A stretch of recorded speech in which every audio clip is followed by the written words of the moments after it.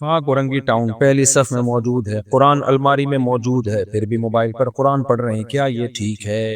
جائز ہے، موبائل پہ پڑھ سکتے ہیں، زبانی جب پڑھ سکتے ہیں، قرآن سامنے رکھا ہوا ہے لیکن آپ زبانی پڑھ رہے ہو تو موبائل پہ کیوں نہیں پڑھ سکتے؟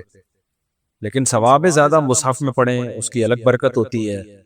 جتنا پروٹوکول دیں گے قرآن کو اتنی برکتیں زیادہ ہوں گی۔ لیٹ کے تلاوت بھی جائز ہے نا، لیکن بیٹھ کے کریں گے تو زیادہ ثواب ملے گا۔ بغیر وضو کے بھی جائز ہے، وضو کر کے کریں گے تو اور زیادہ عزت دے رہے ہیں۔ تو بغیر مصحف کے زبانی بھی پڑھ سکتے ہیں، لیکن قرآن سامنے رکھیں گے تو اور زیادہ اس کی اہمیت ہوگی اور آپ کے دل میں بھی اس کی عزت بیٹھے گی۔ دیکھو دین میں نا اپنے مزاج کو مت داخل کیا کرو۔ بعض دفعہ انسان کے اوپر کوئی اس کا اپنا دل چاہ رہا ہوتا ہے کہ ایسا ہونا چاہیے، یہ دیکھو شریعت میں کیا ہے۔ اور جب موبائل میں قرآن پڑھنا جائز ہے تو جائز ہے نا، اس میں کیا ہے؟ ہاں بہتر ہے پڑھ لو۔ تو بعض لوگ بھی ہوتا ہے موبائل قرآن سامنے رکھا ہے موبائل میں پڑھ رہے ہیں، تو کیا ہو گیا اس میں؟ بہت ساری چیزیں ہم دن میں نا لوگوں سے واسطہ پڑتا ہے ہمارا، تو وہ بری چیز نہیں ہوتی، لیکن آپ کا ایک خاص معیار بن چکا ہوتا ہے تو آپ کو بری لگ رہی ہوتی ہے وہ۔ میں بتایا تھا نا اعتکاف میں لوگ بعض دفعہ پوری پوری رات پڑے سوتے رہتے ہیں، تہجد نہیں پڑھتے، تو ہماری انتظامیہ کے بعض لوگوں نے کہا یہ اعتکاف میں آئے ہوئے ہیں تہجد نہیں پڑھ رہے، تو میں نے کہا نہیں پڑھ رہے تو کیا ہے؟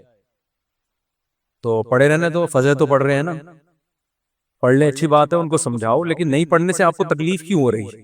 ٹھیک ہے نا، تکلیف ہونا غلط ہے، اس کا مطلب آپ شریعت سے بھی ایک ہاتھ آگے جانے کی کوشش کر رہے ہو، شریعت سے آگے مت نکلو بھائی۔ اعتدال پہ رہنا چاہیے، اعتدال پہ، افراط و تفریط کا شکار نہیں ہونا چاہیے۔ شریعت کا حکم ہے کہ کھانا سامنے آ جائے نا، بھوک لگ رہی ہے اور کھانا ہی سامنے آ گیا تو آپ جماعت چھوڑ سکتے ہیں، کھانا کھا لیں آپ، اس کا معمول بنانا جائز نہیں ہے۔ لیکن اگر کبھی ایسا ہو گیا کہ بھوک بھی لگ رہی ہے اور کھانا اتفاق سے اسی ٹائم پہ آ گیا سامنے، اب وہ چھوڑ کے جائیں گے، کھانا بھی خراب ہو جاتا ہے، ٹھنڈا ہوتا ہے، بعد میں دوبارہ گرم کرنا پڑتا ہے۔ بعض دفعہ یہ ہوتا ہے دل بھی نہیں لگتا نماز میں کہ یار ادھر کھانے کی طرف توجہ رہتی ہے۔ تو نبی صلی اللہ علیہ وسلم کی صحیح حدیث ہے اذا وضع الطعام اذا وضع العشاء فابدؤوا بالعشاء، کہ جب رات کا کھانا رکھ دیا جائے تو کھانا پہلے کھا لو۔ نارملی اس کا معمول نہیں بنانا چاہیے، کبھی اتفاق سے ہو گیا تو پھر بھی کوئی لوگوں کو تکلیف ہو رہی ہے، نہیں جی ہماری جماعت ہماری جماعت، تو یہ اس کا مطلب ہے آپ شریعت سے دو ہاتھ آگے جا رہے ہو۔ مجھے یاد ہے ہماری کسی نے دعوت کی، بہت پرانا واقعہ، 20 سال تو ہو گئے ہوں گے اس کو، بلکہ اس سے بھی زیادہ۔ تو جب دعوت کی نا، میں مدرسے میں نیا نیا فارغ ہوا تھا پڑھ کے، تو ہم سب بیٹھے ہوئے ہیں اور بھی کچھ علماء کو بلایا، کچھ دوستوں کو بلایا، بریانی تیار ہو رہی ہے نا، ہم بیٹھے ہوئے ہیں، ان کو پتہ نہیں عقیقہ تھا ولیمہ تھا کہ اب تو کھا کے یاد نہیں رہتا کیوں بلایا تھا، کس سلسلے میں، کھانا یاد رہ جاتا ہے۔ اب ہم جب بیٹھے ہوئے ہیں تو اتفاق سے کھانا پکنے میں گھر کی خواتین کھانا پکا رہی تھی، دیر ہو گئی۔ اب جب گرم گرم کھانا لا کے، سالن بھی تھا اس میں، بریانی بھی تھی، دسترخوان پہ رکھا ہے، ادھر ایک دم اذان۔ اب مجھے پتا ہے کہ یار ایسے موقع پہ آپ کھانا چھوڑ کے چلے جاؤ نا، گھر کی خواتین کو بہت تکلیف ہوتی ہے، کیونکہ مسجد بھی تھوڑا سا دور تھی، کم از کم 10 منٹ تو لگتے پہنچنے میں، پھر وہاں فرض پڑھتے، پھر 2 سنت مؤکدہ پڑھ کے واپس آتے، 10 منٹ اور، تو کم از کم آدھا گھنٹہ تو گیا۔ آدھے گھنٹے کے بعد کھانے میں یہ ذائقہ نہیں رہتا، اور جن کو بھوک لگ رہی ہوتی ہے وہ بھی انتظار میں بیٹھے ہوئے، ان کو بھی تکلیف ہوتی ہے، تو گھر کی خواتین کی بھی محنت ضائع ہوتی ہے۔ اب وہ بیچاریوں سے دیر ہو گئی نا، ان کا جان کی نیت تو نہیں تھی۔ میں نے مسئلہ بھی سنا ہوا تھا، مجھے پتا تھا کہ شریعت کا حکم ہے کہ جب ایسے اتفاق ہو جائے تو پھر کھانا کھا لو آرام سے، پھر جماعت کو مؤخر، جماعت کی بڑی حیثیت ہے اسلام میں، لیکن جہاں اللہ نے گنجائشیں دی ہیں تو وہ تو پھر اللہ کو اس سے آگے نہ نکلو نا۔ اب میں نے وہاں کہہ دیا، میں نے کہا نہیں اب کھانا کھائیں گے آرام سے۔ اچھا اس میں بھی بعض لوگ یہ کر رہے ہوتے ہیں، جماعت نکل رہی ہے جلدی لکھاؤ جلدی لکھاؤ، یہ غلط ہے، پھر یہ بھی غلط ہے۔ جب کھا رہے ہو تو پھر تسلی سے کھاؤ، قضا نہ ہونے دو، اتنا تسلی نہیں کہ قضا ہو جائے، قضا کرنا تو کسی قیمت پہ جائز نہیں ہے، لیکن اب شروع کر دیا تو گھڑی دیکھنا، یہ بھی میزبان کے لیے یہ عمل بھی تکلیف دہ ہوتا ہے۔ یار ہم 1 مہینے سے دعوت کا کہہ رہے تھے، اب جب غلطی ہو گئی ہم سے، دیر ہو گئی ہم سے، یار اب آپ یا تو کھا لو یا چھوڑ کے چلے جاؤ، نہ ادھر کے نہ ادھر کے۔ میں نے مسئلہ بتایا لوگوں کو، میں نے کہا بھائی اس بارے میں صحیح حدیث ہے، ہم نے علماء سے سنا ہے، مفتیان کرام سے سنا ہے، جب کھانا آ گیا ہے تو اب میزبان کا بھی اکرام ہے، ہم کوئی عادت تو نہیں ہے نا جماعت چھوڑنے کی، سب ماشاءاللہ جماعت سے نماز پڑھنے والے لوگ تھے، میں نے کہا کھا لیں آرام سے، نہیں جی نہیں جی جماعت نہیں، ہمارے ایک نے کہا میری تکبیر اولیٰ اتنے عرصے سے نہیں چھوٹی، دوسرے نے یہ کہا، انہوں نے کہا، یہ سارے نیک لوگ تھے نا، تو مسئلہ تو نیک لوگوں کے ساتھ بھی زیادہ یعنی بعض دفعہ، ہمیشہ نہیں۔ میں کہہ رہا ہوں یار کھا لو، کہہ رہے نہیں نہیں نہیں نہیں بھائی ہم کیسے چھوڑ سکتے ہیں، تو مجھے لگا کہ اپنا مزاج جو ہے نا، مزاج اور ریکارڈ بنانا کہ ہم جماعت نہیں چھوڑتے، یہ ریکارڈ کی زیادہ ویلیو ہے، شریعت دوسری طرف، تو یہ غلط ہے، سمجھتے ہو کہ نہیں سمجھتے ہو؟ ایسے موقع پہ بھائی میزبان کا دل رکھنا زیادہ بہتر ہے، لیکن کبھی کبھار ہی ہو، ایسے پوستی بن کے روزانہ کھانا ہی اس ٹائم پہ پکوا رہے ہو تو غلط ہے۔ عبداللہ بن عمر رضی اللہ تعالیٰ عنہ بہت نیک بزرگ صحابی تھے، ان کے بارے میں ہوتا ہے کہ ادھر اقامت ہو رہی ہوتی تھی اور بعض دفعہ گھر میں کھانا پکنے میں دیر ہو گئی اور کھانا سامنے لا کے رکھا تو بھوک بھی سخت لگی ہوتی تھی، تو اقامت ہو رہی ہوتی تھی اور آپ کھانا کھا رہے ہوتے تھے، لیکن اس کا معمول نہ بنائیں، اور اگر ایسی پرابلم نہیں ہے، بہت زیادہ بھوک نہیں ہے اور کھانے کا خراب ہونے کا بھی خطرہ نہیں ہے، تو پھر نماز ہی پہلے پڑھیں آ کے۔ صحابہ میں تو کھاتے بھی 2 ٹائم تھے نا، شدید بھوک لگ رہی ہوتی تھی، تو خلاصہ یہی ہے کہ شریعت سے آگے نکلنے کی کوشش نہ کریں، جہاں اللہ میاں نے جو کہہ دیا اس کو اسی طرح کر لیا۔ نفلی روزہ توڑنا، بعض دفعہ کوئی آپ کا بہت قریبی دعوت کرتا ہے تو پھر سنت ہے ایسے موقع پہ اس کا دل رکھنے کے لیے، اگر آپ نے روزہ رکھا ہوا ہے نا نفلی، تو آپ توڑ دیں روزہ، وہ آپ کے بہت ہی قریبی ہیں، ماموں ہیں، چاچو ہیں، آپ کی والدہ ہیں، آپ کہیں سے آئے تھے، آپ کی والدہ نے کوئی اسپیشل کھانا بنا لیا اس دن، آپ نے کہہ دیا میرا روزہ ہے، اب والدہ کا دل ٹوٹتا ہے، باپ کا، ماموں کا، چاچو کا، یہ جو مقدس رشتے ہیں، یا کوئی بہت ہی قریبی دوست ہے آپ کا، تو ایسے موقع پہ شریعت نے کہا بھی نفلی روزہ ہے تو اس کو توڑا جا سکتا ہے، لیکن احناف کے نزدیک بعد میں قضا کی جائے گی، دیگر ائمہ کے نزدیک قضا نہیں ہے، لیکن احناف کے نزدیک بعد میں قضا ہے، کیونکہ امام حنیفہ کہتے ہیں یہ بھی نظر یہ فعلی ہے، منت جیسے زبان سے مانی جاتی ہے تو عمل سے بھی ہوتی ہے، تو جب کوئی عمل جب تک شروع نہیں کیا وہ لازم نہیں ہوتا، لیکن جب شروع کر دیا تو اس کو کمپلیٹ کرنا لازم ہے، تو یہاں آپ نے توڑا ہے شریعت کی وجہ سے، لیکن کمپلیٹ کرنا پڑے گا، کیونکہ لا تبطلوا اعمالکم، قرآن کہتا ہے اپنے عمل کو ضائع مت کرو، تو یہ بات میں قضا کر لیں اس طرح۔ سمجھتے ہو کہ نہیں سمجھتے ہو؟ بنی اسرائیل نے کیا کیا؟ بچھڑے کی عبادت شروع کر دی، حضرت موسیٰ بڑے غضبناک ہوئے، تو ایک تو یہ قرینہ ہے کہ اس قوم میں بھی گائے کی عبادت ہوتی تھی، دوسرا یہ کہ جب اس قوم کے کسی شخص کو یہ اعتراض ہوا کہ ہم دوبارہ کیسے زندہ ہوں گے، تو اس قوم میں ایک واقعہ ہوا جس کا اس قرآن میں یہاں ذکر بھی ہے جو آج ہم نے آیات پڑھی ہیں۔ وہ ذکر یہ ہے کہ ایک شخص قتل ہو گیا، کہا جاتا ہے کہ بھتیجے نے اپنے چچا کو قتل کر دیا وراثت لینے کے لیے، چچا کے اولاد نہیں تھی تو یہ پھر بھتیجوں میں آتی ہے اگر بھائی نہ ہو، تو بھتیجے نے کیا کیا؟ اپنے چچا کو قتل کر دیا، قتل کر کے غائب، اب پتہ ہی نہیں چل رہا کہ چچا کو قتل کس نے کیا ہے، تو حضرت موسیٰ علیہ السلام نے بنی اسرائیل کو حکم دیا کہ گائے ذبح کرو اور گائے کا گوشت اس مقتول پہ لگایا جائے گا تو مقتول کو اللہ زندہ کر دیں گے۔ اب اس میں حکمت کیا تھی کہ وہ اپنی آنکھوں سے دیکھ لیں کہ اللہ مردوں کو زندہ کر سکتا ہے۔ کذالک یحیی اللہ الموتى، قرآن کی آیت ہے، اسی طرح اللہ قیامت کے دن مردوں کو زندہ کرے گا، وَيُرِيكُمْ آیاتہ، اور اپنی نشانیاں اللہ تمہیں دکھاتا ہے، لعلکم تعقلون، تاکہ تم عقل سے کام لو۔ اب دیکھو اللہ تعالی مردے کو زندہ کرنے کے لیے کوئی اور طریقہ بھی تو استعمال کر سکتے تھے، گائے کو کاٹنے کا حکم کیوں دیا؟ بہت مشکل ہے سمجھانا، کیوں دیا حکم؟ بنی اسرائیل کے دلوں سے گائے کا تقدس اور عظمت نکل جائے، کیونکہ انہوں نے گائے کی عبادت تو چھوڑ دی تھی لیکن توہم پرستی کی دنیا سے نہیں نکلے تھے۔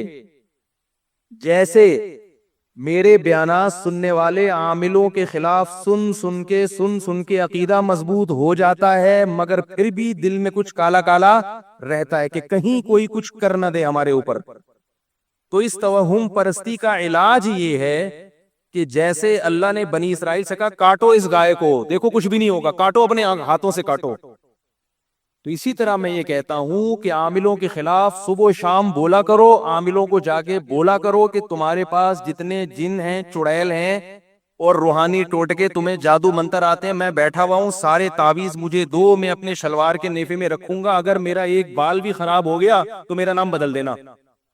یہ کام جب تک نہیں کرو گے تو آپ کے اندر عاملوں کے خلاف کانفیڈنس پیدا نہیں ہوگا، فضول میں توہم پرستی میں ڈرتے رہو گے ان پاگلوں اور احمقوں سے۔ اور عامل چاہے دیوبندی ہو، چاہے بریلوی ہو، چاہے کسی بزرگ کا خلیفہ ہو، چاہے بزرگ ہو، چاہے تبلیغی ہو، چاہے جہادی ہو، چاہے خانقاہ میں موت بیٹھا ہو، چاہے اس کے ہاتھ سے لوگوں کو فائدہ ہو رہا ہو، نقصان ہو رہا ہو، سب ایک جیسے ہوتے ہیں۔ البتہ دو قسمیں ہیں ان کی، کچھ جان کر الو بناتے ہیں، کچھ جان کر یہ کام نہیں کر رہے، واقعتاً نیک ہوتے ہیں مگر عملیات کر کر کے بیچارے بیوقوف بن چکے ہوتے ہیں، ان کا دماغی توازن خراب ہو چکا ہوتا ہے، خود ان کی سیٹنگ آؤٹ ہوتی ہے، وہ سمجھتے ہیں کہ اس پر جن ہے، حالانکہ اس پر جن نہیں ہوتا، ان کے عملیات کر کر کے اپنا دماغ خراب ہو چکا ہوتا ہے۔ نیک ہوتے ہیں بعض لوگ ان میں، نئے نئے لوگ آئے ہوئے ہیں، ذرا جلدی سے تھوڑا سا کرنے تو، بہت دن ہو گئے نہیں بولا بھائی، بہت دن ہو گئے یار، آپ لوگ پھر بولتے یار مولوی صاحب پھر عاملوں کو شروع ہو جاتے، تھوڑا سا بولنے دو۔ بعض ان میں واقعتاً نیک ہوتے ہیں، یاد رکھو، میں یہ نہیں کہہ رہا سارے فراڈی ہوتے ہیں، نیک ہوتے ہیں مگر وہ جو فلیتے پلیتے پڑھتے ہیں نا بیٹھ کے عملیات اور چلے ولے، اس سے کیا ہوتا ہے دماغی سیٹنگ آؤٹ۔ میں نے ان میں نیک تو دیکھے ہیں مگر کوئی بھی نارمل نہیں دیکھا، سارے ایب نارمل دیکھے ہیں، سب ایب نارمل ہوتے ہیں۔ خیر اتنا کافی آج کے لیے، باقی 27ویں رات کو انشاءاللہ۔ اچھا چلیں آگے۔ تو بنی اسرائیل کو اللہ نے کیا حکم دیا کہ گائے کو کاٹو تاکہ تمہارے دلوں سے یہ تقدس نکلے۔ بھائی جب یہ خدا نہیں ہے تو جیسے دوسرے جانور ہیں، بکری کو کاٹ کے کھاتے ہو اور مرغی کاٹتے ہو صبح و شام، اس پر کوئی اللہ کا عذاب آتا ہے؟ کتنی چکن ہے، فارمی چکن روزانہ کروڑوں کے حساب سے کٹ رہی ہیں، حالانکہ مرغی بھی تو انڈا دیتی ہے۔ گائے اگر دودھ دیتی ہے تو مرغی بھی کیا کرتی ہے؟ انڈا دیتی ہے۔ انڈے کی ویلیو دودھ سے کم نہیں ہے، انڈے میں جو کولیسٹرول ہوتا ہے نا وہ صحت کے لیے بڑا مفید ہے۔ روزانہ نہار منہ 2 انڈے صبح اگلے ہوئے اپنے خرچے پہ کھایا کریں، اس لیے اپنے خرچے میں لگاتا ہوں کہ میں واضح مشورہ دیتا ہوں تو لوگ پھر وہ کہتے ہیں کہ اتنے پیسے کہاں سے لائیں۔ تو دیکھو تقدس نکلنا چاہیے دل سے، ایسی چیزوں کا پیلیا ہے نا، پیلیا ہوا ہے کسی کو، جھاڑ پھونک مت کرو اس کا۔ سورہ فلق سورہ ناس پڑھ دینا، آیت الکرسی پڑھ دینا وہ تو ٹھیک ہے، تو سنت سے ثابت ہے، آیت الکرسی پڑھ کے پھونک لگانا، یہ جو جھڑواتے ہیں نا جا کے، چھوڑ دو، یہ دماغ سے نکالو، یہ سوائے وسوسے کے کچھ بھی نہیں ہے۔ انگریزوں کا پیلیا کیسے اتر جاتا ہے، سعودی عرب میں پیلیا کیسے اتر جاتا ہے، لوگ کہتے ہیں ہمارے یہاں پیلیا نہیں اترتا تب تک جھڑوایا نہ جائے، سب بیوقوف بنانے والی باتیں۔ تو اللہ تعالیٰ نے بنی اسرائیل کو حکم دیا گائے ذبح کرو، اب وہ نہ سٹ پٹائے، گائے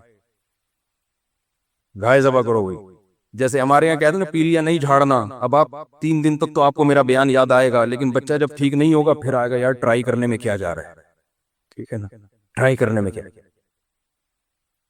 جس آدمی میں اللہ پہ توکل نہیں ہے نا، ایک بات خوب کان کھول کے سن لیں، جس میں اللہ پر اعتماد نہیں، توکل نہیں، اس کا سب سے پہلا عذاب پتہ ہے کیا آتا ہے دنیا میں؟ اللہ دل کا سکون چھین لیتے ہیں، سب سے پہلا عذاب یہ۔ جس کو اللہ سے ہونے کا اور غیر اللہ سے نہ ہونے کا یقین نہ ہو تو اس کا سب سے پہلا عذاب کیا آتا ہے؟ دل کا سکون چھن جاتا ہے، پریشان رہتا ہے، یار یہ کیا تو یوں ہو جائے گا، یوں نہیں کیا تو یوں نہیں ہوگا۔ اللہ پہ اعتماد ہو بھائی، جو ہے اللہ کرے گا۔ نبی صلی اللہ علیہ وسلم کے دور میں بھی سب کچھ ہوا ہے، صحابہ کے دور میں بھی، گوروں میں بھی ہوتا ہے، پیلیا بھی ہوتا ہے، پتہ نہیں کیا کیا ہوتا ہے۔ تو اب بنی اسرائیل کو حکم دیا گائے ذبح کرو۔ بنی اسرائیل پریشان، یار یہ کیا چکر، گائے، ایسا نہ ہو کہ اللہ کا عذاب آ جائے آسمان سے۔ اب پوچھے کوئی ان سے کہ بھئی کیا ہوگا، کہ نہیں بھئی ہم اس کو معبود تھوڑی سمجھتے ہیں، بالکل غلط، کچھ بھی نہیں ہے، دودھ دیتی ہے، مرغی انڈا دیتی ہے، گائے دودھ دیتی ہے، ٹھیک ہے نا، تو بھئی کاٹو نا۔ کاٹنے میں ہیل و حجت سے کام لینے لگے، گائے کیوں کاٹے ہیں، تو کاٹ بھائی، میں نہیں کاٹ رہا، تو خرید کے لا سوراب بورڈ سے، ایسا نہ ہو میرے اوپر بلی آ جائے، تو کاٹ، تو کر۔ تو اب وہ موسیٰ علیہ السلام سے ہیل اور حجت کرنے لگے، موسیٰ علیہ السلام سے کہنے لگے ما ہیا، گائے کیسی ہونی چاہیے، سوالات بعض دفعہ اس لیے زیادہ کیے جاتے ہیں کہ کام کرنے کا موڈ نہیں ہوتا آپ کا. موسیٰ علیہ السلام نے کہا لا فارض ولا بکر، گائے جو ہے نہ تو بہت بچی ہو اور نہ بوڑھی ہو، بالکل درمیانی گائے. اس سے فقہ کا ایک اصول ثابت ہوتا ہے کہ مطلق جب بولا جاتا ہے نا اس سے فرد کامل مراد ہوتا ہے. تو مطلق گائے بولی ہے تو فرد کامل، درمیانی درجے کی گائے، بڈھی گائے بھی نہ ہو بالکل بچی بھی نہ ہو. کہنے لگے اے موسیٰ علیہ السلام ایسے تو کروڑوں قسم کی گائیں ہوتی ہیں. ما لونہا، رنگ کیسا ہونا چاہیے؟ حضرت موسیٰ علیہ السلام کو غصہ آیا ان کے فضول قسم کے سوالات پر. انہوں نے کہا صفرا، زرد رنگ ہونا چاہیے، فاقع لونہا، چمکتا ہوا رنگ. جب تمہیں خود اپنے اوپر مصیبتیں مسلط کر رہے ہو، قیدیں لگا رہے ہو، تو پھر اب لگیں گی قیدیں. چمکتا ہوا زرد رنگ. کہنے لگے اے موسیٰ ان البقرہ تشابہ علینا، ابھی تک گائے ہماری سمجھ میں آئی نہیں. زرد رنگ کی تو بہت ساری گائے ہوتی ہیں، درمیانی درجے کی بھی ہوتی ہیں، پتہ نہیں ہم کوئی اور گائے اٹھا لے، اللہ کہیں یہ والی تھوڑی بولی تھی میں نے، وہ والی بولی تھی. تو اور ذرا ڈیٹیل میں بتا دیں. انا انشاء اللہ لمہتدون. ایک ان سے اچھا کام یہ ہو گیا کہ انہوں نے کہا اللہ نے چاہا تو اب ہم کر گزریں گے. نبی صلی اللہ علیہ وسلم نے فرمایا اگر وہ انشاءاللہ نہیں کہتے تو تیسرے سوال کے بعد بھی یہ کام نہیں کرتے. تیسرے سوال کے بعد بھی یہ کام نہیں کرتے. یہ انشاءاللہ کی برکت تھی. تو موسیٰ علیہ السلام نے پھر مزید ڈیٹیل بتائی. بالآخر انہوں نے گائے کو ذبح کیا. اللہ نے حکم دیا کہ اس گائے کا گوشت کا ایک حصہ مقتول پہ ڈالا جائے. مقتول کے لگایا گیا، مقتول زندہ ہو گیا اور اس نے اٹھ کے قاتل کا نام بتایا اور دوبارہ مر گیا. ہوا یہ اللہ تعالیٰ نے اپنی قدرت کا ایک نمونہ بنی اسرائیل کو دکھایا. تو میں یہ عرض کر رہا تھا کہ جیسے اللہ تعالیٰ دنیا میں اپنی نشانیاں دکھا دیتے ہیں بعض دفعہ تاکہ اور اطمینان آ جائے، غیب کی بات غیب کی نہ رہے، اسی طرح اللہ نے حضرت ابراہیم علیہ السلام کو بھی دکھایا کہ کیسے اللہ نے مردوں کو زندہ کیا ہے. وہ مشہور واقعہ ہے، میں اس طرف نہیں جاتا، بات لمبی ہو جائے گی. تو یاد رکھو، ہمیں یقین ہے، ایمان ہے کہ یہ قرآن نبی صلی اللہ علیہ وسلم پر نازل کردہ کتاب تھی اور اس میں تحریف نہیں ہوئی ہے، لیکن کچھ ایسے باتیں ہیں جس سے اور اطمینان آپ کو نصیب ہو جائے گا اور قرآن سے محبت اور زیادہ بڑھ جائے گی. آج دنیا میں غیر مسلمین قرآن مجید پر جو اعتراض کرتے ہیں نا، کتنی قسم کے اعتراض، نبی کی سیرت پہ اعتراض، یعنی جہاں ان کو کوئی موقع ملتا ہے اسلام پر اعتراض کرنے کا، نبی کی سیرت پہ اعتراض کرنے کا، قرآن پہ اعتراض کرنے کا، تو وہ موقع ہاتھ سے جانے نہیں دیتے. لیکن آپ حیران ہوں گے غیر مسلم یہ اعتراض کیوں نہیں کرتے کہ یہ وہ قرآن نہیں ہے، یہ کوئی اور قرآن ہے. یہ سوال نہیں پیدا ہوتا؟ میرا خیال ہے پیدا ہوتا ہے آپ لوگوں کو. یہ کبھی نہیں ملے گا آپ کو کہ یہ وہ نہیں ہے جو محمد صلی اللہ علیہ وسلم پہ نازل ہوا تھا، یہ تو میں تحریف ہوئی ہے، یہ تو بعد میں مولویوں نے بنا لیا، بعد میں دوسری صدی میں کسی نے بنا لیا. اگر ان میں کسی نے اعتراض کیا بھی ہے نا تو وہ اعتراض چلا نہیں ہے. ممکن ہے کوئی تاریخ سے اٹھا کے دکھا دے، وہ اعتراض مقبول نہیں ہوا پبلک میں، ان کے لوگوں نے اس کو مسترد کر دیا ہے. اب سوال پیدا ہوتا ہے کہ کون سی ایسی چیز ہے قرآن کریم میں جس کی وجہ سے یہودی بھی مانتا ہے، عیسائی بھی مانتا ہے، ہندو بھی مانتا ہے، سکھ بھی مانتا ہے، ان کے جو اسکالر ہیں وہ سارے مانتے ہیں کہ یہ وہی کتاب ہے جو محمد صلی اللہ علیہ وسلم پر نازل ہوئی، اور کوئی بھی اس کا انکار نہیں کر سکتا. کون سی ایسی چیز ہے وہ؟ کیا دلیل کیا ہے؟ وہ بات آ رہی ہے سمجھ میں؟ نہیں آ رہی میرا خیال. دیکھیں کسی بھی خبر کو پہچاننے کے نا کچھ سائنٹیفک اصول ہیں پوری دنیا میں مسلم. خبر کے سچا اور جھوٹا ہونے، ہمیں جب کسی سے کوئی کتاب پہنچتی ہے یا خبر پہنچتی ہے تو سچی بھی ہو سکتی ہے اور جھوٹی بھی. میں نے ایک دفعہ بیان میں تواتر کی بات کی تھی کہ جو متواتر خبر ہوتی ہے نا وہ جھوٹی نہیں ہوتی. متواتر خبر میں اس کو ریپیٹ نہیں کروں گا، بڑا لمبا بیان کیا تھا کہ لاکھوں لوگ مختلف علاقوں سے ایک چیز کو نقل کر رہے ہوں تو وہ جھوٹی نہیں ہو سکتی. تو میں اس کی ایک اور دلیل دیتا ہوں کہ متواتر خبر جھوٹی نہیں ہو سکتی. اس کی ایک سائنٹیفک دلیل ہے، اس کو کوئی بھی نہیں جھٹلا سکتا. وہ دلیل یہ ہے کہ 10 آدمی ہو، 10 آدمی آپ نے 10 کو بلایا اور ایک کوڈ دے دیا ان کو 015678 کچھ کر کے ٹیڑھا میڑھا کر کے ترتیب سے نہیں 017598 پرچی پہ لکھ کے دے دیا آپ نے ایک کو. دوسرے کو بھی بلا کے الگ سے چپکے سے دیا 015798 تیسرے کو بھی دے دیا 015798 چوتھے کو بھی دے دیا 015798 پانچویں کو بھی دے دیا 015798 سب کو پرچی میں لکھ کے پکڑا کے ان کو پھیلا دیا. اور ان کا اب آپس میں لنک نہیں ہے. اب آپ تجسس میں ہیں کہ میں نے جو کوڈ دیا تھا ان 10 کو وہ کیا تھا.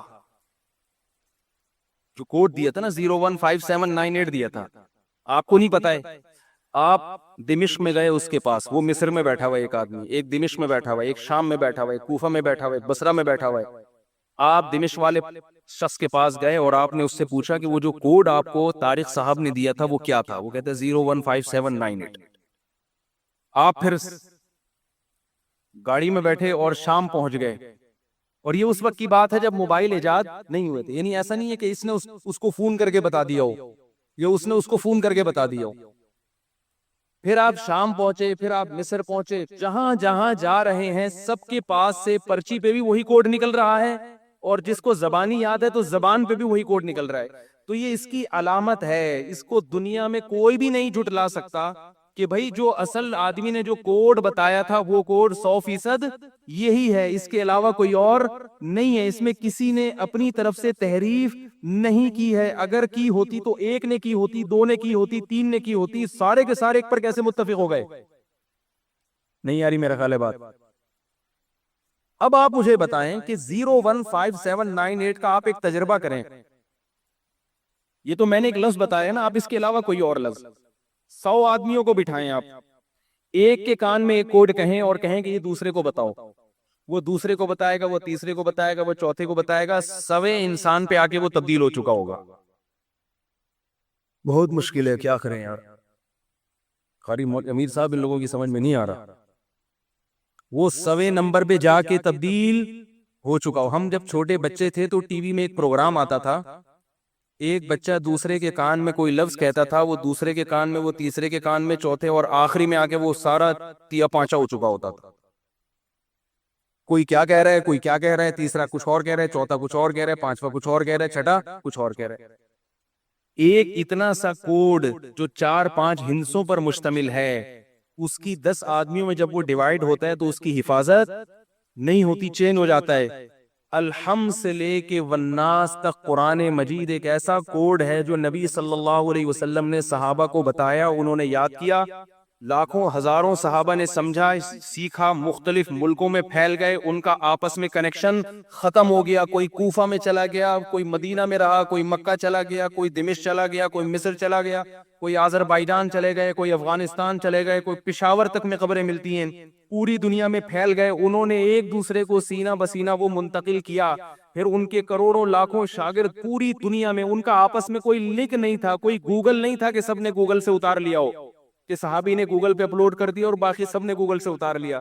تو ہم کہہ سکتے تھے ان صحابی سے اپلوڈ کرنے میں غلطی ہو سکتی ہے, ایک آدمی سے تو ہو سکتی ہے نا غلطی, لیکن ہم دیکھ رہے ہیں کہ آذربائیجان میں, دمشق میں, مصر میں, پاکستان میں, ہندوستان میں, پوری دنیا میں جہاں جہاں بھی الحم سے 4 الفاظ نہیں ہیں, 6666 کے قریب آیتیں ہیں, اور پوری دنیا میں پھیل گئی. اور جب لوگ سفر کر کے دمشق پہنچے تو وہاں بھی وہی پڑھا جا رہا ہے, الحم سے لے کے والناس تک.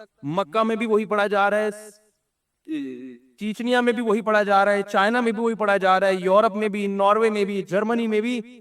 تو اب یہ ایسی حقیقت ہے کہ اس کا انکار کرنے والا کہ اس میں تحریف ہوئی ہے, دنیا خود اس پہ ہنسے گی, بولیں گی بھائی 4 الفاظ کی ایسے حفاظت نہیں ہو سکتی, اس میں تحریف ہو جاتی ہے. اور یہ لاکھوں لوگ ایک جیسا قرآن پڑھ رہے ہیں, تو یہ اس کی علامت ہے کہ اس میں تحریف نہیں ہوئی. ہوئی ہوتی تو کہیں تو سامنے آتی نا. نہیں یاری بات میرا خیال ہے. آج میں نے ایک آیت میں مصدقن کو مصدقن پڑھا غلطی سے, مصدقن کو کیا پڑھا, مصدقن. مطلب میں کوئی فرق نہیں ہے, پیچھے سے یہ جو بچہ ہے نا جو ہم نے آرڈر پہ بنوایا ہے باقاعدہ, یہ آرڈر پہ بنوایا اس لیے کہ یہ بچہ بہت چھوٹا ہے سامنے. لوگ کہہ رہے ہیں یار یہ اتنا چھوٹا نابالغ, تو اس کے ابا نے بتایا 16 سال کا ہی ہے, میں بے فارم دکھانے کے لیے تیار ہوں. تو اس لیے میں نے کہا تو آپ نے باقاعدہ آرڈر پہ بنوایا ہے. 16 سال کا اتنا سا ماشاءاللہ, لیکن ہے بڑا تیز ماشاءاللہ, اللہ نظر سے بچائے, ہے بڑا تیز. آرڈر پہ بنوایا ہم نے سامنے باقاعدہ. تو اب آپ دیکھو مصدقن کو مصدقن پڑھا تو فوراً ٹوک دیا. اور یہ صرف آج سے نہیں, ہمیشہ سے ایسے ہی ہوتا. کوفہ میں, بصرہ میں, آپ مکہ کا قرآن سن لیں وہ بھی وہی ہے. نمازوں میں اختلاف ہے, وہ یہاں ہاتھ باندھتے ہیں, ہم یہاں ہاتھ باندھتے ہیں, زور سے آمین, ہم آہستہ آمین, لیکن قرآن وہ بھی وہی پڑھتے ہیں اور ہم بھی. ایک حرف آگے پیچھے نہیں ہوتا. تو اب اس کا کوئی انکار کر نہیں سکتا. اور یاد رکھو قرآن کی اس طرح سے حفاظت ہو جانا ہی اس کے اللہ کے کلام ہونے کی دلیل ہے. اس زمانے کی کوئی بھی کتاب آج تک اس طرح سے محفوظ نہیں ہے. سمجھتے تھے کہ یہ کس کا کلام ہے؟ اللہ کا کلام. کسی جھوٹے نبی کا کلام اس طرح سے محفوظ نہیں ہوتا. تو اس زمانے کی کوئی کتاب اس طرح سے محفوظ نہیں ہے جس طرح سے قرآن مجید محفوظ ہے.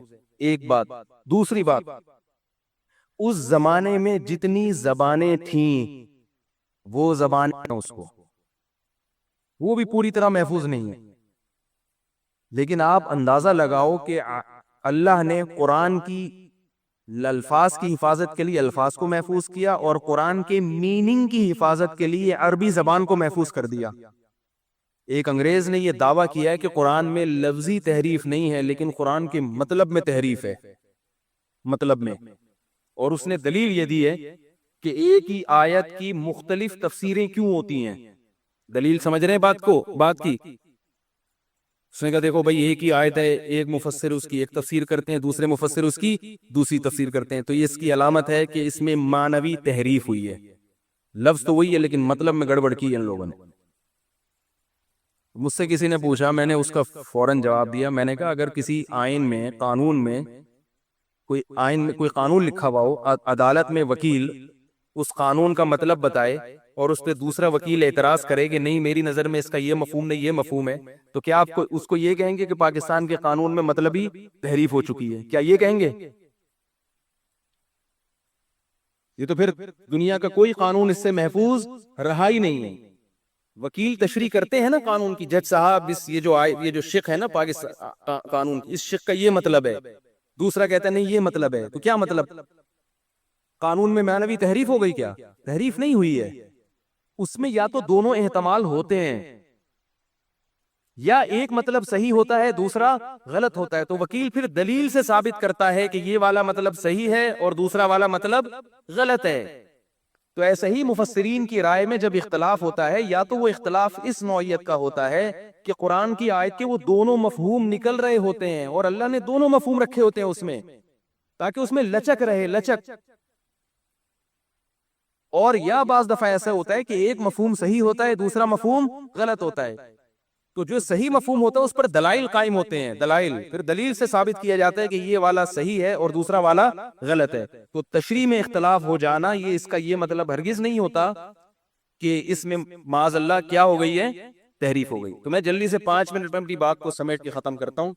تو اللہ تعالیٰ نے قرآن کی حفاظت کی, لفظی بھی حفاظت کی اور معنوی حفاظت کے لیے اللہ نے اس زبان کو محفوظ کر دیا جس زبان میں قرآن نازل ہوا. آج عربی زبان 20 ملکوں میں بولی جاتی ہے, 20 ملکوں میں, 2-4 نہیں. اور کمال کی بات ہے کہ ہر ملک کی عربی میں فرق ہے.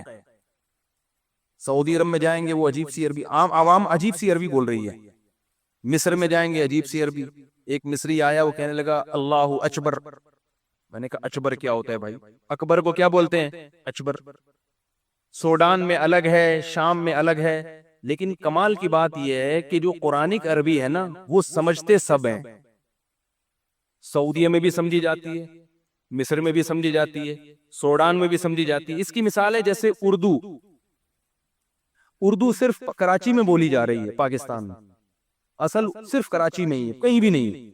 لیکن حیدرآباد میں بھی سمجھی جائے گی, پنجاب میں بھی سمجھی جائے گی, بولی بھی جائے گی, سمجھی بھی جائے گی. ایبٹ آباد میں بھی بولی بھی جائے گی, سمجھی بھی جائے گی. پشاور میں بھی بولی بھی جائے گی, سمجھی بھی جائے گی. اور جہاں بھی چلے جاؤ. تو اس کا مطلب کیا ہے کہ اردو زبان پاکستان میں زندہ ہے، بولی بھی جا رہی ہے اور سمجھی بھی جا رہی ہے. تو اسی طرح عربی 20 ملکوں میں بولی بھی جاتی ہے اور سمجھی بھی جاتی ہے. اور کمال کی بات یہ ہے کہ عربوں کا جو میڈیا ہے، عوام کی زبان چینج ہے لیکن میڈیا کی زبان چینج نہیں ہے، اور لکھنے والی جو زبان ہے وہ بھی چینج نہیں ہے. عرب بولیں گے پتہ نہیں کیا کیا، لکھیں گے وہی عربی جو قرآن والی عربی ہے. یعنی انہوں نے رسم الخط ایجاد ہی نہیں کیا تبدیل شدہ عربی کا. جیسے مصری بولے گا اللہ اکبر لیکن لکھے گا کیا؟ اللہ اکبر. اللہ اکبر کا لفظ سعودیہ میں بھی اللہ اکبر ہی لکھا جائے گا، مصر میں بھی، سوڈان میں بھی، لیبیا میں بھی، ہر جگہ سب سمجھ جائیں گے کہ یہ کیا لکھا ہوا ہے. تو بتاؤ میرے بھائی، دنیا میں کوئی ایسی زبان نہیں ہے اتنی پرانی جو اس طرح سے محفوظ ہو. ایک غیر مسلم نے اسلام قبول کیا اسی بنیاد پر، اس نے کہا کہ یہ کیسی زبان ہے جس پہ اللہ نے قرآن کو نازل کیا اور اس زبان کی خدا نے حفاظت کر لی ہے. آپ عجیب حیران ہوں گے، عربی میں 1400 سال پہلے جس لفظ کو جو کہا جاتا تھا نا، آج بھی وہی کہا جاتا ہے. عربی میں 1400 سال پہلے پانی کو کیا کہتے تھے؟ ماں. آج بھی پانی کو کیا کہتے ہیں؟ ماں. 1400 سال پہلے زمین کو کہتے تھے ارض. ان کے لٹریچر میں ملتا ہے. اچھا، ایک عجیب بات ہے کہ اللہ نے 1400 سال پرانا عربوں کا لٹریچر بھی محفوظ کر دیا ہے. یعنی اس زمانے کی جو عرب میں غیر مسلم لوگ تھے ان کی شاعری بھی محفوظ ہے. نبی صلی اللہ علیہ وسلم کی بعثت سے 40 سال پہلے جو شعراء گزرے تھے ان کے دیوان اور ان کی شاعری اور ان کا کلام آج بھی محفوظ ہے، مدارس میں پڑھا اور پڑھایا جاتا ہے. حالانکہ شاعری سے ہم نے کیا کرنا ہے بھائی؟ اس زمانے جو اسلام نہیں لائے تھے ان کی شاعری کیوں محفوظ ہے؟ تاکہ اس شاعری سے آپ اوریجنل عربی جان جائیں اور اس سے پھر آپ قرآن کا مطلب اور مفہوم سمجھ جائیں. تو یہ ہے وہ زبان، اور اللہ نے کیسے قرآن مجید کو عظمت دی ہے، کتنی زبردست عظمت دی ہے. دنیا میں اس سے زیادہ پڑھی جانے والی کوئی کتاب نہیں. اتنا پڑھا جاتا ہے، اتنا پڑھا جاتا ہے جس کی کوئی انتہا نہیں. دنیا میں بغیر سمجھے اس سے زیادہ پڑھی جانے والی کوئی کتاب نہیں، سمجھ کے اس سے زیادہ پڑھی جانے والی کوئی کتاب نہیں. دنیا میں اس سے زیادہ سنی جانے والی کوئی کتاب نہیں ہے، سنی جانے والی. دنیا میں اس سے زیادہ ادب اور تمیز کے ساتھ پڑھی اور سنی جانے والی کوئی کتاب نہیں ہے. کوئی دنیا کی کتاب ایسی نہیں جسے باوضو ہو کے لوگ پڑھتے ہوں. اس کتاب سے پہلے آپ اپنے جسم کو صاف ستھرا کرتے ہو، نہاتے ہو، غسل کرتے ہو، وضو کرتے ہو، اس کے بعد آپ اس کی تلاوت کرتے ہو. اور دنیا میں کوئی کتاب ایسی نہیں ہے جو کھڑے ہو کر اتنی دیر تک سنی جاتی ہو. بہت مشکل ہے سمجھانا. کوئی ہے بتاؤ کھڑے ہو کر؟ اور دنیا میں کوئی کتاب ایسی نہیں ہے جو کھڑے ہو کر بغیر سمجھے اتنی دیر تک سنی جاتی ہو. بعض دفعہ تو سمجھ میں آ رہی ہے تو انسان کھڑے ہو کر بھی سن لیتے، سمجھ میں نہیں آ رہی پھر بھی سن رہے ہیں. اور دنیا میں کوئی کتاب ایسی نہیں ہے جو کھڑے ہو کر بغیر سمجھے اتنی زیادہ پڑھی جاتی ہو. اور دنیا میں کوئی کتاب ایسی نہیں ہے جو کھڑے ہو کر سمجھ کے اتنی زیادہ پڑھی جاتی ہو. ہر لحاظ سے کسی کتاب کو پڑھنے کی جتنی جہتیں ہو سکتی ہیں مختلف انداز سے، وہ ساری جہتیں ایک قرآن میں اللہ نے جمع کر دی. ایک چیز بس رہ گئی آخر میں جس کے لیے ہم یہ بیان کر رہے ہیں. یہ سب تو آپ کو پہلے سے پتا ہے، وہ یہ ہے کہ عمل نہیں کیا جاتا. وہ کیا ہے؟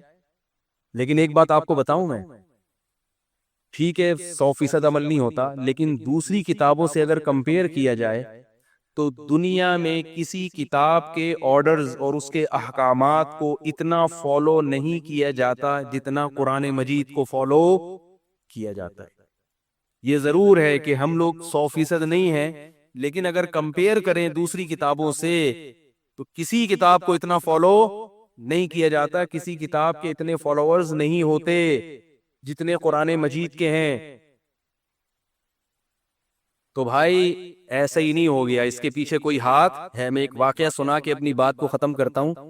حضرت مفتی محمد تقی عثمانی صاحب نے ایک دفعہ ایک واقعہ سنایا، میں بچپن میں ان کے بیان میں جاتا تھا، میں نے براہ راست سنا۔ انہوں نے واقعہ یہ سنایا کہ پچھلی قوموں میں نا ایک شخص گزرا، اس نے نبوت کا دعویٰ کیا۔ جب دعویٰ کیا تو اس کے چند چیلے ہو گئے، جیسے روحانی والوں کے 4-5 ہو ہی جاتے ہیں نا، ایسے ہی جھوٹے نبوت کے بھی 5-6 ہو جاتے ہیں، جیسے اب قری والوں کے ہو گئے بہت سارے، اب ایسے ہی ہو جاتے ہیں، وہ تو ہر ایک کے جاتے ہیں۔ تو ایسے اس نے جھوٹی نبوت کا دعویٰ کیا، لوگوں کو الو بنایا، 2-4 کرتب دکھائے، لوگ اس کے ساتھ ہو گئے۔ اب اس نے سوچا کہ یار اس ملک سے ہجرت کرو، یہاں پٹیں گے نا، یہاں مسلمان زیادہ رہتے ہیں، کہیں اور چلو، نبی نے بھی تو ہجرت کی تھی نا، ہم بھی یہاں سے ہجرت کرتے ہیں۔ 5-6 چیلے اور ہو گئے، تو وہ سفر کرتے ہوئے جا رہے تھے، ایک ملک سے گزرے جہاں بہت شدید سردی تھی، اتنی شدید سردی تھی، تو اس شدید برفانی علاقے میں اس جھوٹے نبی نے دیکھا کہ ایک شخص مسجد کے مینار پہ صبح صادق کے وقت چڑھتا ہے اور اللہ اکبر اذان دے رہا ہے، اشہد ان لا الہ الا اللہ اشہد ان محمد رسول اللہ، میں گواہی دیتا ہوں کہ محمد اللہ کے رسول ہیں۔ شدید سردی میں کسی بہت دور کسی ملک میں جو مکہ سے بہت دور تھا، تو اس جھوٹے نبی نے کہا کہ یہ کیا کر رہا ہے، نچیلے سے کہا، اس نے کہا یہ محمد صلی اللہ علیہ وسلم کی رسالت کی گواہی دے رہا ہے، اس رات کے وقت میں، صبح صادق کے وقت میں، سخت سردی میں مسجد کے مینار پہ چڑھ کے چیخ رہا ہے۔ اس نے کہا بھائی میں اپنی نبوت سے رجوع کرتا ہوں، میں اپنی نبوت کیا کرتا ہوں، واپس لے لیتا ہوں۔ یہ بڑا مشکل کام ہے بھائی، ٹھیک ہے، ہمارا کوئی بھی ایسا نہیں ہوگا چیلا جو رات کو سردی میں کھڑا ہو کر ہماری نبوت کا اعلان کرے، یہ سچے نبی کے ساتھ ہی ہو سکتا ہے، جھوٹا نبی اتنا نہیں پنپ سکتا، جھوٹے کے قربانی دینے والے اتنے نہیں ہوتے واپس، اس سے پہلے کہ کوئی مار دے ہم کو، نبوت تو ہماری ویسے بھی مارکیٹ میں چلنے والی نہیں ہے، اتنی قربانی کون دے گا ہمارے لیے؟ آپ کہہ سکتے ہیں مرزا غلام احمد قادیانی کے لیے لوگوں نے اتنی قربانی دی، مرزا غلام احمد قادیانی کو برطانیہ نے پناہ دی ہے، اس کو پروٹوکول دیا ہے، اس کے خلیفوں کو ویزے ملے ہیں، اس کے بعد جا کے ان کو یہ ملی ہے۔ اگر برطانیہ عیسائی حکومت ہاتھ کھینچ لے تو ان کی ساری خلافتیں دھڑام سے زمین پہ جا کے گریں گی۔ مرزائی یہ کہتے ہیں کہ نبی صلی اللہ علیہ وسلم کی دین کی تکمیل کے لیے اللہ نے مرزا غلام احمد قادیانی کو بھیجا، یعنی نبی کے تقویت کے لیے۔ اب ذرا بات کو سمجھو کہ نبی کے دین کو کمزور کرنے والا کون ہے؟ غیر مسلم ریاستیں نا۔ تو مرزائیوں نے کہا کہ اللہ نے اسلام کو طاقت دینے کے لیے معاذ اللہ کس کو بھیجا؟ غلام احمد کو۔ تو یہ عجیب بات ہے کہ جو اسلام کو کمزور کرنے والی قوت تھی، یعنی طاقتور قوتیں تھیں، وہی قوتیں مرزا کو کیا کر رہی ہیں؟ طاقت دے رہی ہیں۔ یہ عجیب سی بات ہو گئی کہ نہیں ہو گئی؟ تو پھر یعنی فائٹ کس سے کرنے کے لیے آئے تھے؟ لڑنے کس سے آئے تھے؟ طاقت کس سے دینی تھی؟ مرزائی اس کا جواب یہ دیتے ہیں کہ نبی صلی اللہ علیہ وسلم نے بھی تو غیر مسلموں سے معاہدے کیے نا صلح حدیبیہ میں، او بھائی وہ وقتی معاہدے کیے ہیں، ایسا تو نہیں کیا کہ انہی کی کوئی گود میں جا کے بیٹھ جائے اور ہمیشہ کے لیے بس ان کا غلام بن جائے۔ برطانیہ قادیانیوں کو ویزے دیتا ہے اور ان کے سارے خلفاء کہاں چلتے ہیں؟ برطانوی سامراج کے نیچے چلتے ہیں، کیونکہ پیدا کس نے کیا تھا ان کو؟ برطانیہ نے کیا تھا ہندوستان میں۔ ایک نبی وہ ہوتا ہے جس کو اللہ نے پیدا کیا ہو اور تو اللہ اس کی حفاظت کرتا ہے، اور ایک نبی وہ ہوتا ہے جس کو برطانیہ نے پیدا کیا ہو تو اس کی حفاظت کون کرتا ہے؟ برطانیہ کرتا ہے، ظاہر 100 سال ہو گئے ابھی تک معاہدہ ہی چل رہا ہے، ابھی تک کیا چل رہا ہے؟ معاہدہ چل رہا ہے۔ تو سچے نبی کو اللہ تعالیٰ جب اس کی نبوت آتی اور آخری نبی ہوں تو اللہ ان کو طاقت اور قوت دیتے ہیں براہین قاطعہ سے، اور اللہ ان کی مدد کرتے ہیں، اور اللہ نے کیسے محمد صلی اللہ علیہ وسلم کے دین کو تھوڑے عرصے میں دنیا پہ غالب کیا، کیسے، اور اللہ حضرت عیسیٰ علیہ السلام کے ذریعے دوبارہ اس دین کو پوری دنیا میں غالب کریں گے، یہ اللہ تعالیٰ کا وعدہ ہے۔ تو اس لیے میں عرض کر رہا ہوں کہ قرآن کی صداقت پر ایمان لائیں۔ اگر یہ اللہ کی کتاب نہ ہوتی تو کسی جھوٹی کتاب کو پوری دنیا میں اتنا زیادہ پروٹوکول نہیں ملتا۔ ہمارے حضرت فرمایا کرتے تھے کہ ہم ہندوستان میں دیکھتے تھے کہ قرآن مجید کی آیات سن کے ہندو بھی ڈر جایا کرتے تھے، ہندو بھی ہل جایا کرتے تھے۔ ایک اللہ نے روب ڈالا اس کتاب کا، تو اس لیے ہمت کے ساتھ دل جمعی کے ساتھ، شوق کے ساتھ اس کو سنا کریں، سستی اور کاہلی کا مظاہرہ نہ کریں۔ رمضان اور قرآن کو آپس میں مناسبت ہے، اللہ نے اسی رمضان میں یہ قرآن کو نازل کیا۔ ہمارے نبی صلی اللہ علیہ وسلم قرآن مجید کا دور مکمل کیا کرتے تھے، تو خوب تراویح میں پابندی سے آیا کریں، دل جمعی سے آیا کریں۔ اگر سمجھ میں آئے تو بہت اچھی بات ہے، بہتر ہے پہلے اس کا تھوڑا سا مطالعہ کر لیں جو قرآن پڑھا جائے گا، تاکہ کچھ سمجھ میں بھی آئے۔ فائدہ تو جبھی ہوگا نا جب سمجھ میں آئے گا، اور اگر نہیں سمجھ میں آ رہا تو پریشان نہ ہو۔ اللہ کو یہ ادا بھی پسند آتی ہے کہ یہ بندے صرف میرا کلام سننے کے لیے کھڑے ہوئے۔ اور ایک فقی مسئلہ بتا کے بات ختم کرتا ہوں کہ اگر کبھی تراویح میں کھڑے کھڑے تھک جائیں، کیونکہ آج کل لوگ چائے پیتے ہیں، تمباکو کھاتے ہیں، گٹکے کھاتے ہیں، تو گھٹنوں میں وہ طاقت نہیں رہی۔ پہلے تو میرے نانا 90 سال کی عمر میں کھڑے ہو کر تراویح پڑھتے تھے، لیکن آج کل حالت خراب ہو گئی ہے، تو چھوڑنے کے بجائے بیٹھ کے پڑھ لیں۔ نہیں آ رہی بات سمجھ؟ اور اگر شرم آ رہی ہو کہ میں بیٹھوں گا تو لوگ کیا کہیں گے، تو اس کے کان میں کہیں کہ بیٹھنے کا دل تو تیرا بھی چاہ رہا ہے، ٹھیک ہے نا، دل تو تمہارا بھی چاہ رہا ہے، تم شرم کی وجہ سے نہیں بیٹھ رہے، ایسا کرو تم بھی بیٹھ جاؤ، میں بھی بیٹھ جاؤں، تو کوئی مسئلہ نہیں۔ بیٹھ کے آدھا ثواب ملتا ہے، لیکن اگر تھک گئے اور نہیں کھڑا ہوا جا رہا ہے، چکر آ رہے ہیں، تو پھر بیٹھ کے بھی پورا ثواب ملے گا۔ تو چھوڑے نہیں، کھڑے ہو کے نہیں پڑھ سکتے تو کیا کر لیں، بیٹھ کے پڑھ لیں۔ اور مسئلہ یہ ہے کہ جتنی چاہے بیٹھ کے پڑھ لیں، جتنی چاہے کھڑے ہو کے پڑھ لیں۔ آپ نے نماز شروع کی کھڑے ہو کر، درمیان میں خیال آئے کہ بیٹھ جاؤ تو بیٹھ جاؤ، پھر خیال ہے نہیں کھڑے ہو جاؤ تو پھر کھڑے ہو جائیں، جب خیال آئے بیٹھ جائیں، جب خیال آئے کھڑے ہو جائیں۔ اور بیٹھ کے شروع کی پھر خیال آیا کھڑے ہو جاؤ تو بھی ٹھیک ہے، ہر طرح سے جائز ہے، اور امام کے لیے بھی جائز ہے۔ میں نے ایسے بڑے علماء کے پیچھے تراویح پڑھی ہے جنہوں نے پوری تراویحیں بیٹھ کے پڑھائی ہیں، کیونکہ نبی صلی اللہ علیہ وسلم جب بیمار ہو گئے تھے تو آپ صلی اللہ علیہ وسلم نے نماز بیٹھ کے پڑھائی تھی۔ تو تراویح چونکہ نفل نماز ہے، سنت مؤکدہ ہے، نفل کا مطلب فرض نہیں ہے، لیکن ہے سنت مؤکدہ، تو اس کی تاکید ہے، تو چھوڑے نہیں، کھڑے ہو کے نہیں پڑھ سکتے تو بیٹھ کے پڑھ لیں۔ اور یاد رکھو نبی صلی اللہ علیہ وسلم کو وہ عمل پسند تھا جو پابندی کے ساتھ ہو۔ جوش ہے، ابھی چاند نظر آ گیا تو مسجد بھر گئی ہے، اور آہستہ آہستہ آہستہ آہستہ پھر غائب ہونا ہے، کیا ہے یار، چھوڑو یار، کیا، تو ہمت کر لیں آ جائیں۔ جب دن بھر روزہ رکھیں گے تو تکمیل ہو جائے گی تراویح کے ذریعے۔ اللہ تعالیٰ مجھے بھی سمجھنے کی توفیق عطا فرمائے اور عمل کی، اور آپ حضرات کو بھی۔ وما علینا الا البلاغ۔ بھائی یہ جو خواتین ہیں یہ تھوڑا سا انتظار کریں، اوپر بیٹھ جائیں، پہلے مردوں کو گزرنے دیں۔ رسول اللہ صلی اللہ علیہ وسلم نے فرمایا پیسہ کمانے سے منع نہیں، پیسے کو مسلط کرنے سے منع کیا۔ ہدف یہ نہ بناؤ۔ دیکھو پرندہ بھی صبح، پرندہ یہ نہیں کرتا کہ اللہ پہ توکل کرے تو اب گھونسلے میں ہی دھرنا مار کے بیٹھ گیا، میں نے صبح جانا ہی نہیں۔ یہ کوے جتنے ہیں نا یہ وہیں بیٹھ گئے، لیاری میں بیٹھ گئے اور سرجانی ٹاؤن میں بیٹھ گئے کہ چھوڑو یار اللہ پہ توکل کرنا ہے، رزق خود بخود یہیں آئے گا۔ اللہ نے کہا نہ تمہیں نکلنا پڑے، تو آپ صبح نکلو رزق کے لیے، لیکن تسلی رکھو کہ شام کو انشاءاللہ پیٹ بھرا ہوا ہوگا، میری بنیادی ساری ضرورتیں پوری ہو چکی ہوں گی، اور جب میری اولاد کا ٹائم آئے گا اللہ بچوں کا خرچہ بھی میری جیب میں ڈالے گا۔ ٹینشن نہ لو کہ 2 بچے ہو گئے تو 3 بچے ہو گئے تو کہاں سے کھلاؤں گا، جس اللہ نے تجھے کھلایا بھائی وہی۔ دیکھو ماں کی چھاتیوں میں دودھ پہلے پیدا ہوتا ہے، بچہ بعد میں پیدا ہوتا ہے، یہ بتانے کے لیے کہ اس کا پیدا کرنے والا اس کے رزق سے غافل نہیں ہے۔ ہر چیز میں گوروں کی طرح کیلکولیشن نہ کیا کرو بیٹھ کے۔ گورے کیا کر رہے ہوتے ہیں، دیکھ رہے ہوتے ہیں میرے پاس ابھی $10,000 ہیں تو ایک بچہ ہو گیا تو اس میں اتنا کیلکولیشن کر کے اتنا بچ رہا ہے، اتنا انویسٹمنٹ کر، دوسرا ہو گیا تو یہ تو کیلکولیٹر کہہ رہے یہ نہیں ہو سکتا۔ قرآن کیا کہے گا، او بھائی تو پیدا تو ہونے دے۔ دیکھو اگر ہم نے یہ دودھ کا پروسیس نہ دیکھا ہوتا تو ہم تو اس ٹینشن میں ہوتے بچہ پیدا ہوگا تو میں تو 2 کلو دودھ اور بھینس کا لگوانا پڑے گا مجھے، میں تو خرچہ نہیں اٹھا سکتا۔ اللہ کہتے ہیں پیدا ہونے دے، اس کی ماں کی چھاتیوں میں دودھ اسی وقت پیدا کروں گا جب یہ پیدا ہوگا، اس سے پہلے نہیں۔ ہم کہتے ہیں نہیں پہلے پیدا ہو ہے بھائی، پہلے ماں کی چھاتیوں میں دودھ آئے پھر ہم دیکھیں گے ہاں بھائی آگے ہے دودھ، اب بچہ پیدا ہوگا۔ اللہ کہتے ہیں نہیں، مخلوق کو آنے دو پہلے، رزق بعد میں آئے گا اس کا۔ تو اس لیے بھائی رزق کمانا ہے، رزق کی ٹینشن نہیں لینی۔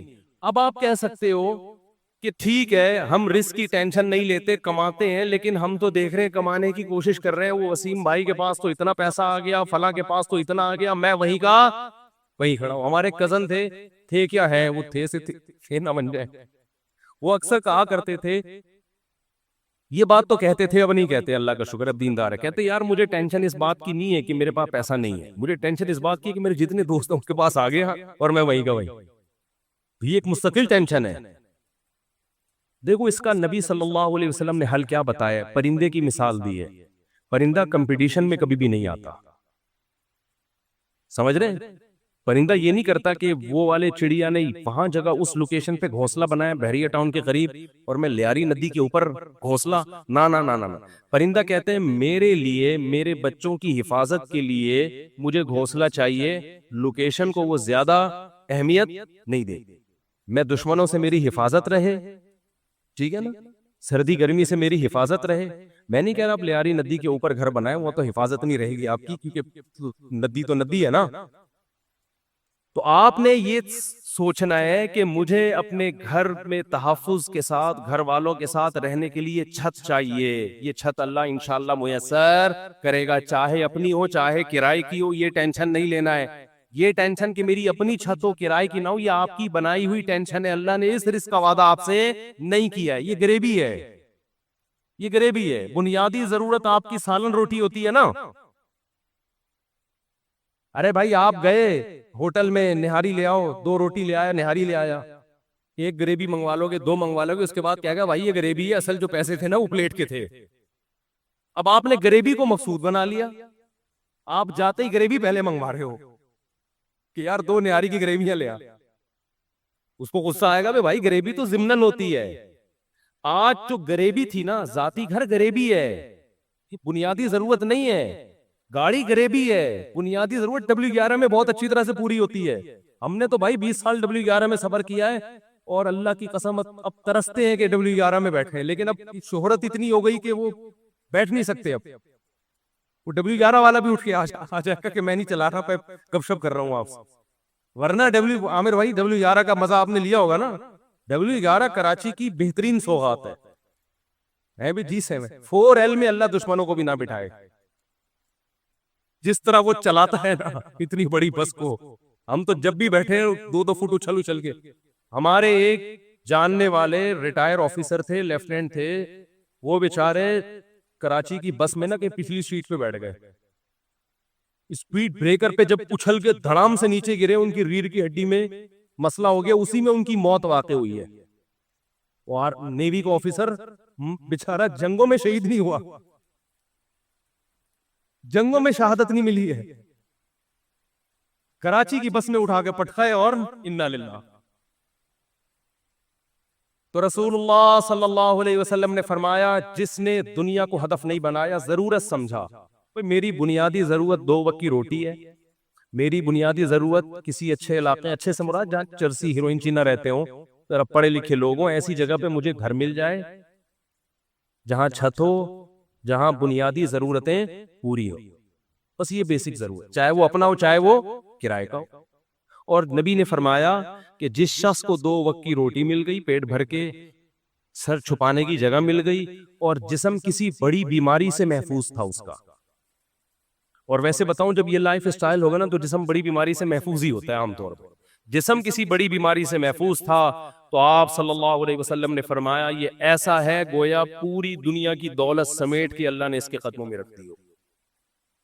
اب اگر یہ ٹینشن لے رہا ہے نا بحریہ ٹاؤن کی اور ڈیفنس کی اور DHA کی وہ اسکیم میں نے، تو یہ غریبی کی ٹینشن ہے، یہ دل میں دنیا کی محبت کی علامت ہے. ایسے شخص کو رسول اللہ صلی اللہ علیہ وسلم نے وعید سنائی کہ یہ مالدار بن تو سکتا ہے مگر اس کے سامنے فقر کا پھندا ایسے لٹکا رہے گا جیسے ایک زندہ آدمی کے سامنے پھانسی کا پھندا، موت کا پھندا لٹک رہا ہوتا ہے. جو اس کی کیفیت ہوگی یہ کیفیت اس کی ہوگی. تو بھائی پیسہ کماؤ، پیسے سے دل نہ لگاؤ. اور دل سے پیسہ نکالنے کا طریقہ کیا ہے؟ خرچ کرو. ہمارے حضرت فرمایا کرتے تھے کہ پہلے زمانے میں بزرگان دین کڑک کڑک نوٹ جلوایا کرتے تھے، 5-5 ہزار کے نا، جلاؤ اس کو. آج اس کی اجازت نہیں ہے، اس میں نقصان ہے، لیکن دل سے نکالنے کے لیے نا جلواتے تھے. تو آپ جلائیں نہیں، خرچ کریں. کبھی کبھار ایسے گڈی نکال کے کسی اچھے ٹرسٹ میں دے دی، کسی غریب کو دے دی. اور سب سے زیادہ مصداق پیسہ خرچ کرنے کا آپ کے قریبی رشتہ دار ہیں. ان کو دو. آج کل لوگوں نے ہدیے رشتہ داروں میں دینا چھوڑ دیا ہے. بس عید بقرعید پہ کوئی کھانا وانا کھلا دیتے ہیں, بھائی بہن کو لفافے میں ایک گڈی ڈالے, پکڑا دو, جلے گا. جب یہ دل جلے نا, اتنا صدقہ ہو کہ دل میں آرے چلے, تو یہ آرے چلنے سے دل آئینے کی طرح شفاف ہو جائے. شاعر نے کہا ہے نا, آئینہ بنتا ہے رگڑے لاکھ جب کھاتا ہے دل, کچھ نہ پوچھو دل بڑی مشکل سے بن پاتا ہے دل. دل کو دل بنانا تھوڑا ڈیفیکلٹ کام ہے, تو اس کا طریقہ یہ کہ اس میں ذرا رندا چلے گا نا, رگڑا لگے گا. جب ہم وہ کیا کہتے ہیں, وہ جو ریگمال سے کھسائی ہوتی ہے نا, تو صدقہ کرتے ہوئے اتنا بھی نہ کرو کہ کل دوسروں سے بھیک مانگنی پڑ جائے, اتنا بھی نہ کرو, لیکن اتنا ہو کہ لگے کہ دل پہ کھسائی, تھوڑا سا تکلیف ہو.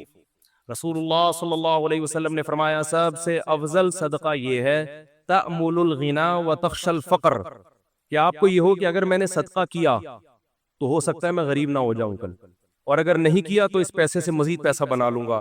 اس کنڈیشن میں جب آپ صدقہ کرو گے تو نبی نے فرمایا یہ صدقہ سب سے افضل ہے, اس میں آپ کا دل بہت جلتا ہے.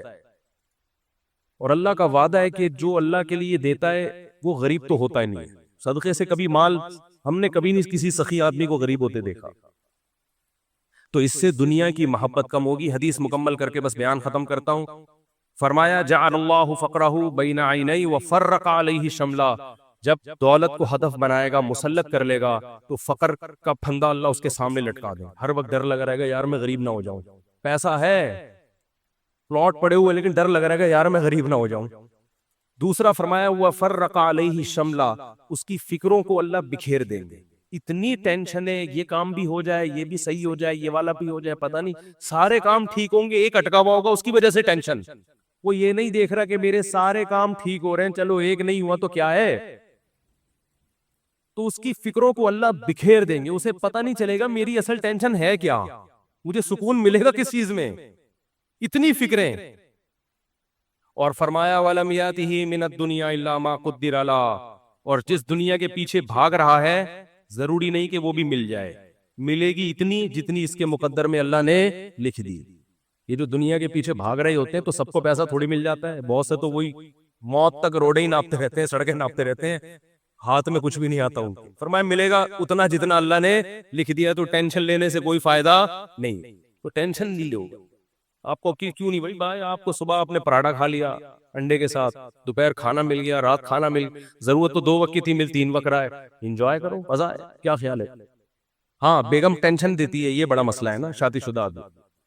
تو اس کو بولو بھائی دیو, نبی صلی اللہ علیہ وسلم کی سنت ہمارے سامنے, آپ صلی اللہ علیہ وسلم کی امہات نے, ہماری امہات نے, آپ کی ازواج نے جب نبی سے یہ فرمایا کہ ہم اس غربت میں گزارا نہیں کر سکتی, تو آپ صلی اللہ علیہ وسلم فرمایا بھائی میں تو اسی طرح مسکین ہوں, تو تعالینا امتعکن واسرحکن سراحا جمیلا, کہ آؤ میں تمہیں نکاح سے فارغ کر دیتا ہوں, جاؤ جس سے مالدار سے نکاح کر کے رہنے رہو. تو یہاں بھی ٹینشن لینے کا تم بولو نہیں, اپنی طرف سے کوتاہی نہیں کرو. یہ نہیں کہ ادھر پیسے لاکر میں چھپا کے رکھے ہوئے بینکوں میں, اور بیگم کو یہ بتا رہے جیسے میرے پاس کھانے کو روٹی نہیں ہے, یہ ناجائز ہے, یہ حرام. اگر واقعی قدرت کی طرف سے آپ غریب ہو گئے تو بیگم کو 2 لفظوں میں بتا دیں, بیگم صاحبہ یہی میرے پاس آمدن ہے, اتنی میری تنخواہ ہے, اس میں اتنے ہی انڈے آ سکتے ہیں, اس سے زیادہ میں سٹی اسکول بیکن ہاؤس میں بچوں کو نہیں پڑھا سکتا, رہنے رہو ورنہ پتلی گلی سے نکلو. تو ٹینشن تو لینی نہیں ہے نا, خامخواہ کی ٹینشنیں کیوں مسلط کی ہوئی ہیں. لوگوں میں بدنام ہو جائیں گے, یہ بھی بڑا ایک مسئلہ ہوتا ہے. لوگ کہیں گے, دیکھو لوگوں کو خوش کرنے کے چکر میں رہو گے. یہ کبھی بھی گدے والا قصہ سنا دوں اگر آپ اجازت ہیں, ٹائم ہو گیا ان کی وجہ سے آج تھوڑا سا 5 منٹ. وہ ایک آدمی جو تھا, بڑی عمر کا آدمی, اپنے بیٹے کے ساتھ گدے پہ بیٹھ کے سفر کر رہا ہے. لمبا سفر تھا, باپ گدے پہ بیٹھ گیا, بچہ آگے آگے. لوگوں نے کہا دیکھو باپ ہونے کا ناجائز فائدہ اٹھا رہا ہے, خود گدے پہ بیٹھا ہوا ہے, بچے کو, چھوٹے معصوم بچے کو پیدل کیا ہوا ہے اس نے, بے ادب بنا رہا ہے اپنی اولاد کو, پہ ترس نہیں کھا رہا. معصوم بچہ ہے بھائی, تو باپ ہے, ایجڈ ٹھیک ہے, تیرا کمزور تو نہیں ہے نا, چھوٹے بچے کو تو نے ایسے معصوم بچے پہ ترس کھانے کے بجائے باپ ہونے کا ناجائز فائدہ. جب لوگوں نے تانے دیے, اس نے کہا چلو میں نیچے آ جاتا ہوں, بچے کو اوپر بٹھا دیتا ہوں. بچے کو جب اوپر بٹھایا تو لوگوں نے کہا ابھی سے بے ادب بنا رہے بچے کو, تمیز نہیں سکھا رہا. بچے کو باپ بنایا ہوا ہے, خود کیا بنا ہوا ہے, بیٹا بنا ہوا ہے. تو یہ بچہ بڑا ہو کر اس کا گریبان پکڑے گا. تو اس نے کیا کیا, اس نے کہا چلو یار دونوں ہی بیٹھ جاتے. دونوں بیٹھ گئے. لوگوں نے کہا گدھا ایک ہے, بندے دو بیٹھے ہوئے ہیں. گدھا ایک ہے, بندے دو بیٹھے ہوئے ہیں. ترس نہیں آ رہا جانور کے, گدھے کے گدھا ہونے کا ناجائز فائدہ اٹھا رہے ہیں. وہ تو گدھا ہے, تم تو انسان ہو نا. یہی تانے ہوتے ہیں لوگوں کو. اس نے کہا چلو دونوں نیچے اتر جاتے ہیں. اب گدھا خالی ہے. لوگوں نے کہا گدھا وہ ہے, حرکتیں ان کی گدھوں جیسی ہیں. بنایا اللہ نے ان کو گدھا, کام ان کے گدھوں جیسے. جب تمہارے پاس سواری موجود ہے تو بے وقوفو پیدل کیوں جا رہے ہو؟ گدھا وہ ہے, کام دیکھو ان کے گدھوں جیسے ہے. اس نے آگے اٹھا کے دریا میں گدھے کو پھینکا, بولا ایسی چیز. تو بے وقوف تھے. لوگوں کو کہنے دیتے بھائی آپ کو جو سمجھ میں آ رہا ہے آپ اس پر عمل کرو. لوگ جب خود کسی گدھے کے ساتھ سفر کریں گے نا, بھگتیں گے, خود فیصلہ کریں گے ہم نے کیا کرنا ہے. اس لیے لوگوں کی ٹینشن مت لیا کرو. یہ اس کا کوئی خدا کی, لوگ برائی پہ خوش ہوتے ہیں, لوگ برے کاموں پہ خوش ہوتے ہیں, اچھے کاموں پہ لوگ خوش نہیں ہوتے. آپ نے جو کھوپڑی میں آ رہا ہے وہ کرو. جو چیز آپ کی استطاعت میں نہیں اس پہ ٹینشن کس بات کی لے بھائی. آپ دیکھو جیل میں کوئی قیدی ہو اور رہائی کا انتظام ختم ہو جائے تو ہم کیا کہیں گے اس کے, بھائی تو صبر کر, بس یہی زندگی گزار, ہنسی خوشی اسی میں خوش رہنے کی کوشش. ایک صاحب نے مجھے بتایا کہ ان کو 4 مہینے کی جیل ہو گئی, اور وہ جیل بھی غلط کیس میں اندر. باہر نکلے تو بڑے فٹ فاٹ. میں نے کہا, میں ان سے ملا تو میں نے کہا جیل میں جا کے تو لوگوں کی حالت ایسی ہوتی ہے, اور غلط کیس, مجرم بھی نہیں تھے. کہتے ہیں میں جب جیل میں گیا تو مجھے نہیں پتا تھا کب نکلنا ہے میں نے یہاں سے. تو کہہ رہے میں نے کہا اسی کو انجوائے کرو, کانفیڈنس دیکھے. اب کیا کرو جب ایک چیز اپنے اختیار میں ہی نہیں ہے. تو کہہ رہے میں وہاں ڈپس لگاتا تھا تاکہ تھکاوٹ ہو اور نیند آئے مجھے. اور اچھا وہ ڈولے شولے بھی نا کافی بن چکے تھے ان کے بڑے. میں نے کہا کیا کر رہے؟ کہہ رہے بھائی ہم ڈپس لگاتے تھے, اٹھک بیٹھک 400 بیٹھ کے اوپر نیچے, اور اس طرح میں سارا اور کہہ رہے جن لوگوں نے یہ کام نہیں کیا وہ دیواروں سے سر مار مار کے پاگل ہو گئے. وہ تو جو چیز اپنے اختیار میں نہیں ہوتی اس کی انسان ٹینشن نہیں لیتا. بھائی اختیار, غربت, آپ کمانے کی کوشش کر لی پھر بھی نہیں آ رہے تو پھر بھی کوئی سسرال والے, اور سسر اگر تنگ کرے نا, سسر بولیں گے ہمارے بچے کو سٹی اسکول میں کیوں ایڈمیشن نہیں دلا رہے, ہمارا یہ بھی ہماری بھی تو اولاد ہے نا. ایک صاحب نے مجھے کہا کہ بھائی میرے پاس پیسے ہی نہیں بچتے, انڈے کے پیسے نہیں ہے میرے پاس, میں بچے کو بیکن ہاؤس میں سٹی اسکول میں کیسے پڑھاؤں. تو میں نے کہا نہیں پڑھاؤ یار, جتنی استطاعت ہے اس حساب سے پڑھا لو. کہہ رہے سسرال والے تنگ کر رہے ہیں, ساس کا فون آتا ہے کہ کیا کر رہے ہو. تو میں نے کہا ساس کو بول دو کہ میری اولاد ہے بھائی, میں زیادہ اچھا فیصلہ کر سکتا ہوں. کہہ رہے میں نے جب اپنی ساس کو اور سسر کو یہ کہا کہ میرے بچے ہیں, مجھے زیادہ فکر ہے, تو انہوں نے کیا ہمارے بچے نہیں ہیں یہ, یعنی ہماری بھی تو بیٹی کی اولاد ہے, کیا ہمارے بچے نہیں ہیں. تو وہ داماد مجھے فون کر کے کہہ رہے ہیں کہ میری ساس سسر نے کہا کہ کیا یہ ہمارے بچے نہیں ہیں. تو حضرت اس بات کے آگے میں کیا ہو گیا, خاموش. میں نے کہا یہیں سے تو بات شروع ہوئی تھی, یہیں سے تو بات شروع ہوئی تھی. ان سے کہتے یقیناً آپ کے بچے ہیں, لہذا آدھی فیس آپ اور آدھی ہم دیں گے. زبردست کام ہو گیا, آٹو بچوں ہو گیا.